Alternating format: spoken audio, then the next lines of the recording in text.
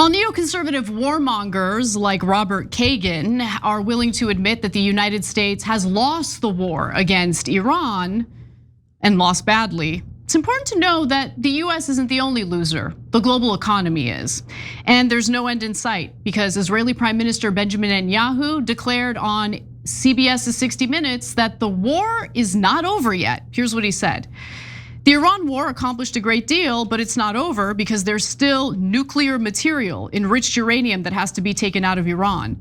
There are still enrichment sites that have to be dismantled. There are still proxies that Iran supports. There are ballistic missiles that they still want to produce. Now we've degraded a lot of it, but all that is still there and there's work to be done. So how much longer can the global economy handle this war dragging on for months, maybe even years? Because oil prices rose today after Trump declared that he would be rejecting Iran's counterproposal for peace, calling it garbage. So US West Texas Intermediate Futures, they gotta find a better name, and Brent are both up around 40% since the US and Israeli-led war against Iran started on February 28th. City analysts wrote in their latest oil report that prices could rise further if Iran and the United States do not agree to a deal, adding that crude markets have been cushioned by high inventories, strategic petroleum reserve releases, weaker demand in developing economies, and intermittent signs of possible de-escalation in the Middle East. I should note that today, Trump apparently is spooked by how high gas prices already are, that he called for a temporary pause on all gas taxes. We'll see if that's actually carried out. But Cenk, something that you've been mentioning a lot on the show, there's a huge disconnect when it comes to the stock market versus what we're experiencing at the pump. Because the stock market is doing stupendously. But when it comes to what we're paying at the pump, obviously prices have gone up quite a bit and will continue to go up as this war drags on. So I wanna go to graphic 9, right? So you see when the war started, the markets crash, Trump panics, does a ceasefire, right? And he keeps saying the war is over, the war is almost over, the war is almost over. We won, they're gonna concede on everything. And the idiots in the market have the market go completely back up and back to record levels.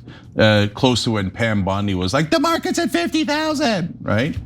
So here we are back at 50,000 in that ballpark. And it's given Trump false confidence.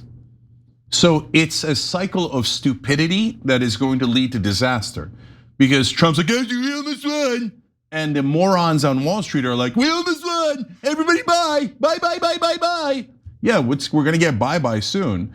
And so now, because Trump thinks it's no big deal, he said today, I thought the market was gonna go down 20-25%. So he knew how much damage he was gonna do to America on behalf of Israel, but he chose to do that anyway. He said, I took a bullet for this. Why?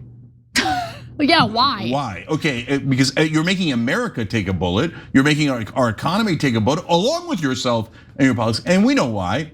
I don't care if everyone in mainstream media lies to you, it's blackmail. The bribes alone doesn't do it, okay? A lot of people are bribing him, a lot of countries are bribing him.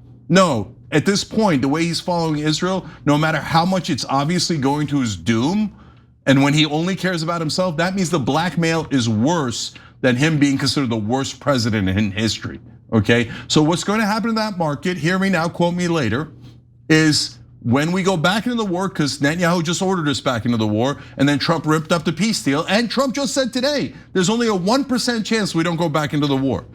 Markets didn't go down at all. They're like, no, the war's almost over, bye, bye, bye, bye. Okay, it's going to be a spectacular crash. So Richard Wolff, economist Richard Wolff, made a statement that hasn't left me ever since I heard it, because I think it's exactly right. Markets are slow to react to reality, but then once they do, they tend to overcorrect. So you're 100%. Right, that crash is coming and it's gonna be epic. It's gonna be devastating to a lot of, look, when you really think about who's invested in the stock market, about 80% of the stock market is owned by the top 10%. of this country, okay? But that doesn't erase the fact that a lot of working class Americans have the entirety of their retirement savings in 401ks or IRAs.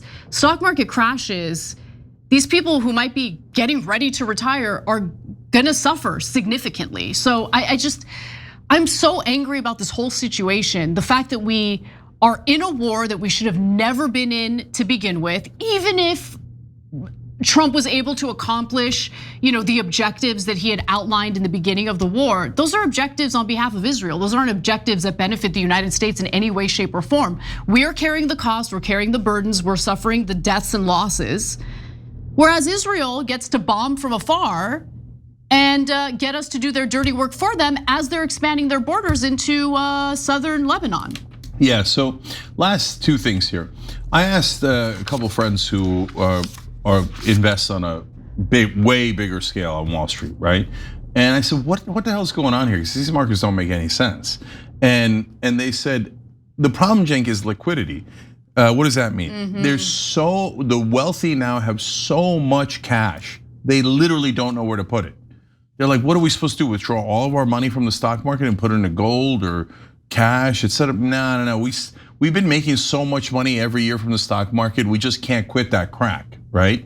So, but when Anna's right, when you have the markets fluctuate like crazy, the pendulum swings wildly. That's why when Warren Buffett said, hey, how did I make this fortune? I bought low and sold high. And everybody thinks, well, why doesn't everybody do that? That's like gotta be the easiest thing in the world, because they're monkeys on Wall Street.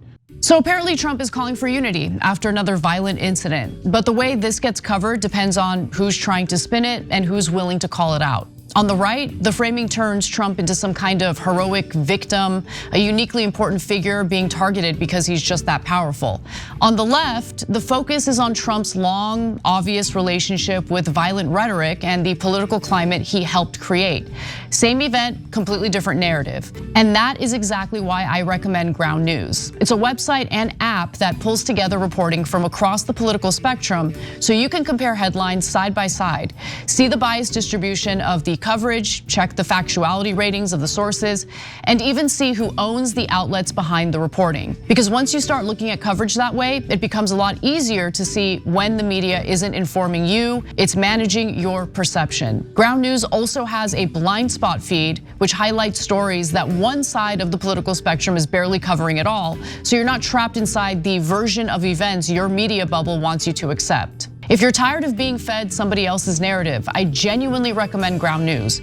Go to ground.news/TYT or scan the QR code to get 40% off Ground News Vantage Plan. So when people are buying, they all buy like monkeys, and they all go right over the cliff. And when people are selling, they all sell like monkeys, right? Yep. And that's why we have these giant crashes, like the Great Depression in '29, like the 2008 crash, like the 2000 internet bubble. And now we're about to have another giant crash, in my opinion. Okay, don't ever invest based on what I say on the show. Make up your own decision. Timing is absolutely critical. I wouldn't listen to anyone on air about when or how to invest, okay? Now, but on a macro scale here, what's going to happen, that's my sense, is that they're going to overreact. So once the crash happens, it's going to be spectacular, because all the rich people are gonna think, I gotta get my money out of there, and then I'll buy low once the market completely crashes. Hurry up, get out of there, right? And they'll get out before any of you do, and your 401ks will be obliterated. And I'll add one last cherry on top prediction, and then the people in power will start talking about bailouts for the wealthy. 100%, oh my God, it makes me so angry. Why are you making me so angry? It's so true. It's so true, everybody, they always do that. They're gonna do that in this case too. And they're gonna wanna bail out some of the Israel first guys who pushed us into this war in the first place. No, okay. No mercy. Yeah, no. Oh my God, if Bill Ackman comes around looking for money, hey, you made a list, Bill, right? Of the college students who weren't sufficiently kissing Israel's ass, and you promised to destroy their careers and their lives. Good news, we also have a list, okay? So, and our list can't do anything. We don't have any power, you're the billionaire, we don't have anything. But if you come asking us, the taxpayers, for money, then you're on the list, and I'll do anything anything to make sure Bill Ackman and his buddies don't get bailed out after they slaughtered our economy, and they did it to betray this country in favor of a different country. Every time you ring the bell below, an angel gets his wings. Totally not true, but it does keep you updated on our live shows.